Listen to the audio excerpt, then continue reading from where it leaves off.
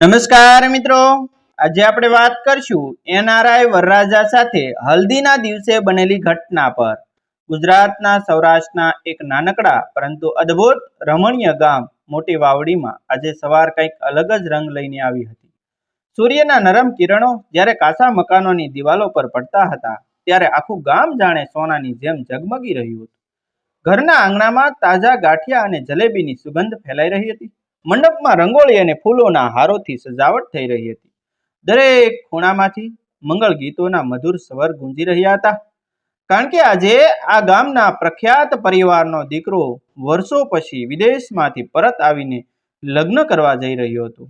દીકરાનું નામ હતું દર્શન મહેતા, જે છેલ્લા 15 વર્ષથી ઓસ્ટ્રેલિયામાં પોતાના પિતા હરિપ્રસાદ મહેતા સાથે રહેતો હતો અને ત્યાં પોતાની મહેનતથી એક સફળ બિઝનેસ ઊભું કર્યું હતું।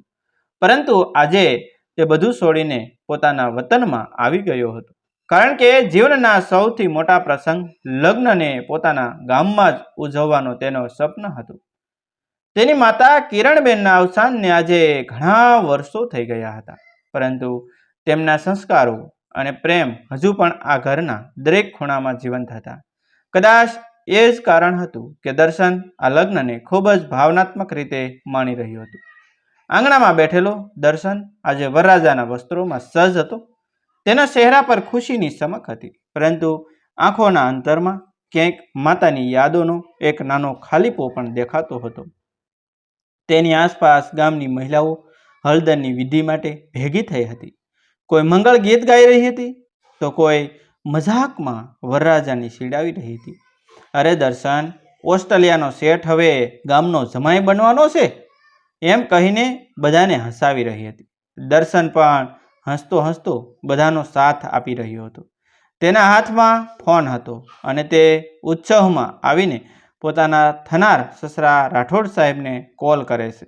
તેની અંદર એક બાળક જેવી ખુશી હતી। તે બોલે છે, અરે સસરાજી, હવે તો તમે પણ અમને વધામણી આપશો ને?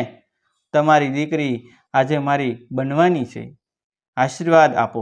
તેની અવાજમાં ગર્વ, પ્રેમ અને ઉત્સાહ ત્રણેય ઝળકતા હતા। પરંતુ ફોનની બીજી બાજુથી જે અવાજ આવ્યો ને, તે આખા ખુશીના માહોલને એક ક્ષણમાં ચીરતો ગયો। રાઠોડ સાહેબનો અવાજ ભારે અને ગુસ્સાથી ભરેલો હતો। દર્શન, અમે આ લગ્ન સ્થગિત કરી રહ્યા છીએ।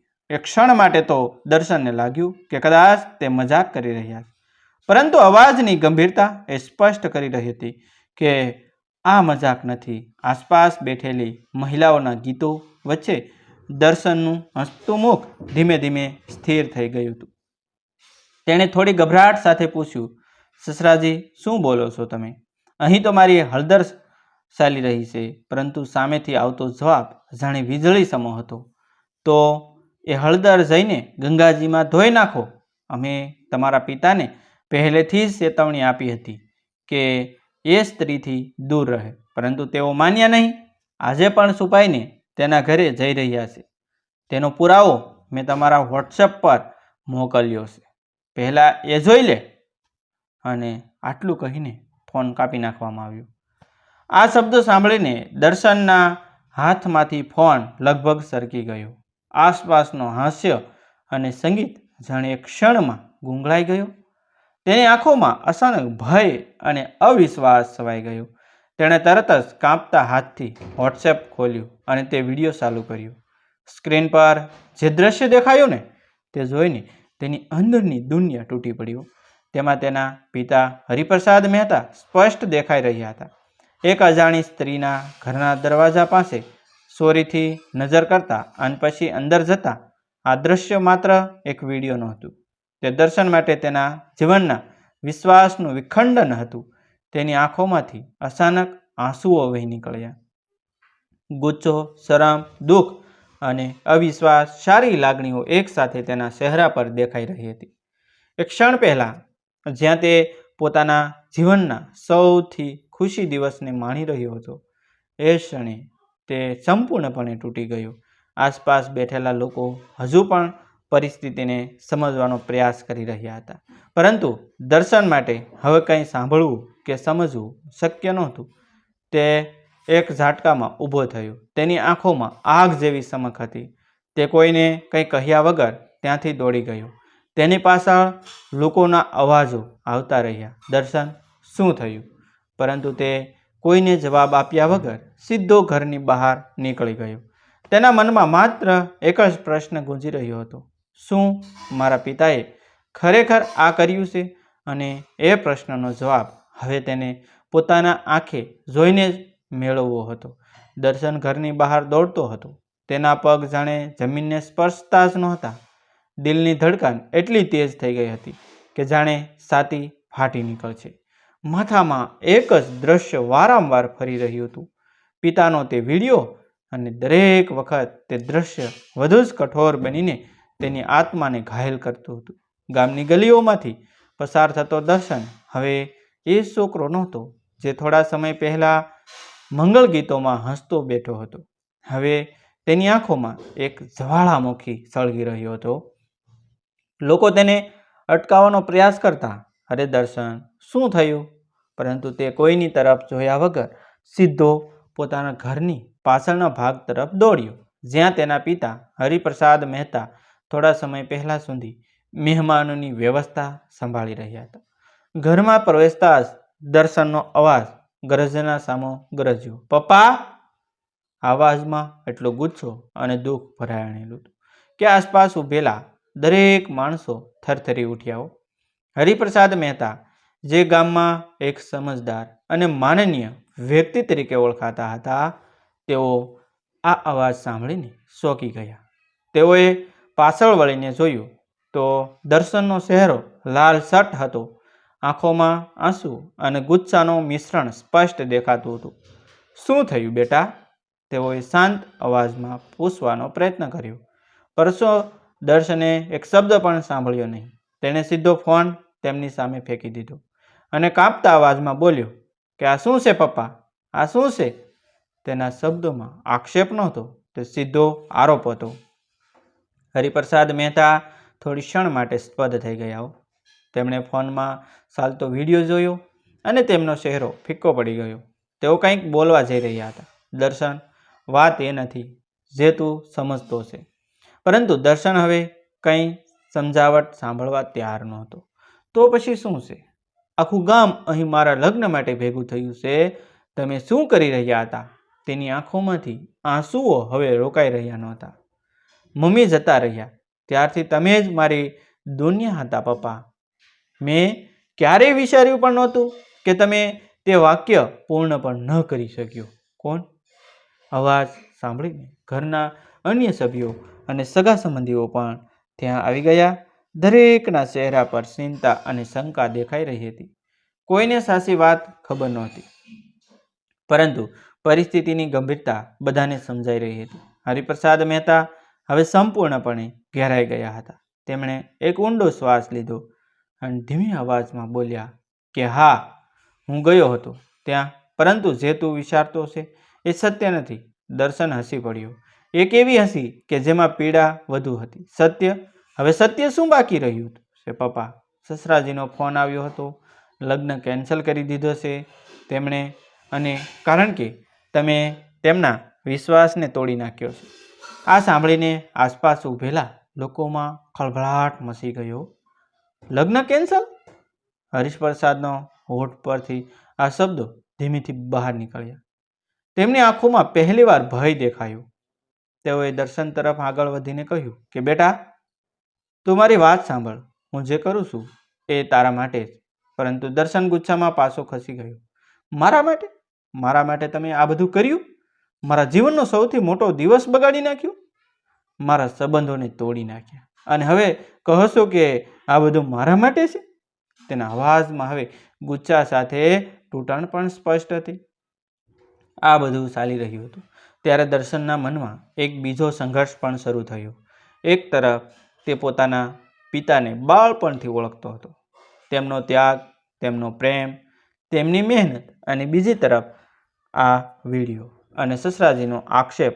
સાચું શું હતું, ખોટું શું હતું એ નક્કી કરવું તેના માટે અશક્ય બની ગયું હતું. પરંતુ હાલ તેની અંદરનો ગુસ્સો બધાથી મોટો હતો. તેણે એકદમ કડક અવાજમાં કહ્યું, આજે તમે મારી સામે સત્ય બોલશો પપ્પા, નહીં તો હું આ ઘર છોડી દઈશ અને આ સંબંધ પણ. આ શબ્દો સાંભળીને આખું ઘર શાંત થઈ ગયું. કોઈ હલનચલન નહોતું, માત્ર હવામાં એક અજીબ તણાવ છવાઈ ગયો હતો. હરિપ્રસાદ મહેતાની આંખોમાં આંસુ આવી ગયા. તેમણે ધીમેથી કહ્યું કે સત્ય એટલું સરળ નથી બેટા. એ વાક્ય સાથે જાણે એક નવી જ રહસ્યમય ગૂંથણી શરૂ થઈ ગઈ. એવું સત્ય.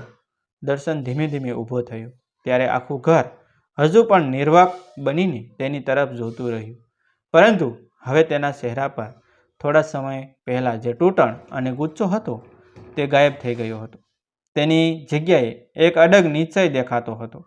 તેની આંખોમાંથી આંસુ હજુ પણ વહેતા હતા, પરંતુ હવે એ આંસુઓ કમજોરીના નહોતા, એ સત્ય માટે ઊભા રહેવાની શક્તિના હતા.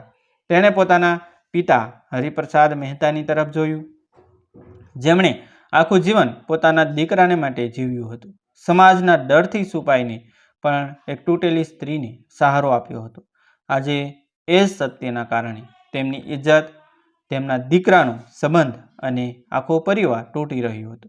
દર્શન આગળ વધ્યો અને પોતાના પિતાના ખંભા પર હાથ રાખ્યો. પપ્પા, તમે ખોટું નથી કર્યું. આ શબ્દો સાંભળતા જ હરિપ્રસાદની આંખોમાંથી આંસુઓ ધોધમાર વહેવા લાગ્યા. પણ દુનિયા આ સત્યને નહીં સમજે બેટા, તેમણે તૂટી ગયેલા અવાજમાં કહ્યું. પરંતુ દર્શન હવે અટકવાનો નહોતો. દુનિયાને સમજવાની જવાબદારી પણ અમારી જ છે પપ્પા, એ કહીને તેણે પોતાનો ફોન ઉઠાવ્યો અને સીધો રાઠોડ સાહેબને કોલ લગાવ્યો. થોડી જ રિંગ પછી ફોન ઉઠાવવામાં આવ્યો, પરંતુ આ વખતે દર્શનનો અવાજ પહેલેથી બિલકુલ અલગ હતો. તેમાં નમ્રતા હતી, પરંતુ સાથે સાથે એક દ્રઢતા પણ હતી. સસરાજી, તમે જે વિડીયો મોકલ્યો છે તે મેં જોઈ લીધો અને હવે હું તમને સાચું સત્ય જણાવવા માટે ફોન કર્યો છે. રાઠોડ સાહેબ હજુ પણ ગુસ્સામાં હતા. અમને કોઈ સત્ય સાંભળવું નથી. અમારે કોઈ સત્ય સાંભળવું નથી. અમારે આ સંબંધ આગળ વધારવો જ નથી. પરંતુ દર્શને તેમને અટકાવ્યા વગર શાંતિથી બધું સમજાવવાનું શરૂ કર્યું. કવિતાબેન વિશે, તેમની હાલત વિશે, પિતાની નિસ્વાર્થ મદદ વિશે અને સૌથી મહત્વનું કે સમાજના ડર વિશે. ફોનની બીજી બાજુ થોડો સમય મૌન રહ્યું, જાણે દરેક શબ્દ રાઠોડ સાહેબના દિલમાં ઉતરી રહ્યો હોય. પરંતુ વર્ષોથી બનેલી માન્યતાઓ એક જ ક્ષણમાં તૂટતી નથી. તેમણે ફરી કડક અવાજમાં કહ્યું કે દર્શન, તું સારો છોકરો છે, પરંતુ આ બધું સમાજમાં સ્વીકાર્ય નથી. અમે અમારી દીકરીને આવા ઘરમાં નથી મોકલી શકતા જ્યાં આ પ્રકારની વાતો ચાલે. આ શબ્દ સાંભળીને દર્શન થોડો સમય માટે શાંત રહી ગયો. તેની આંખોમાં ફરી એકવાર દુઃખ તરબોળ થઈ ગયું. પરંતુ આ વખતે તે તૂટ્યો નહીં. તેણે ખૂબ જ સંયમથી જવાબ આપ્યો, સસરાજી, જો કોઈની મદદ કરવી ગુનો છે તો કદાચ હું પણ એ જ ગુનો કરીશ, કારણ કે હું મારા પિતાના સિદ્ધાંતો સાથે ઊભો છું. અને જો આ સત્યને સ્વીકારવું તમારા માટે મુશ્કેલ છે તો હું તમને જબરદસ્તી નથી કરી શકતો. આટલું કહીને દર્શને ફોન કાપી નાખ્યો. ઘરમાં ફરી એકવાર મૌન છવાઈ ગયું. પરંતુ આ મૌન હવે તણાવનું નહોતું. આ એક નિર્ણય પછીનું શાંત મૌન હતું. દર્શન ધીમે ધીમે મંડપ તરફ ગયું, જ્યાં થોડા સમય પહેલાં તેની હળદરની વિધિ ચાલી રહી હતી. હવે ત્યાં લોકો ભેગા તો હતા, પરંતુ કોઈના ચહેરા પર ખુશી નહોતી. બધાને ખબર પડી ગઈ હતી કે કંઈક મોટું બની ગયું છે. દર્શન મંડપના મધ્યમાં ઊભો રહ્યો અને એક ઊંડો શ્વાસ લઈને બધાને સંબોધિત કર્યું. મિત્રો અને પરિવારજનો, આજે મારા લગ્ન નથી થઈ રહ્યા.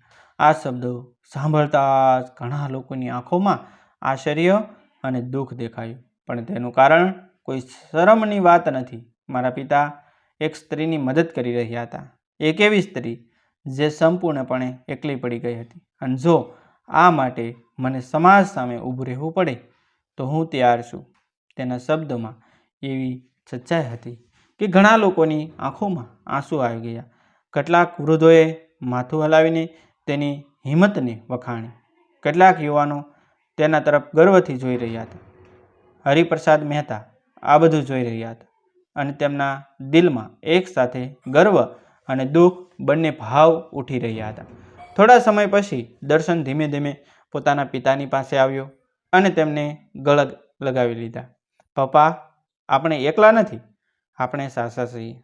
આ એક વાક્ય જાણે વર્ષોની પીડાને ઓગાળી નાખતું હતું. બંને પિતા પુત્ર એકબીજાને ભેટીને રડી રહ્યા.